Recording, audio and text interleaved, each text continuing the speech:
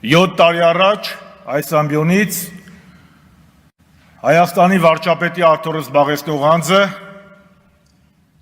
Արցախահայերի խոստանում էր անվտանգ ապագա, Արցախի ինքնորոշման իրավունքի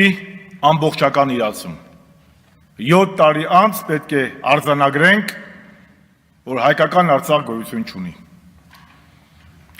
7 տարի առաջ վարչապետի պաշտոնը զբաղեցնող անձը Հանրապետության հրապարակում տասնյակ հազարավոր վարչապետերին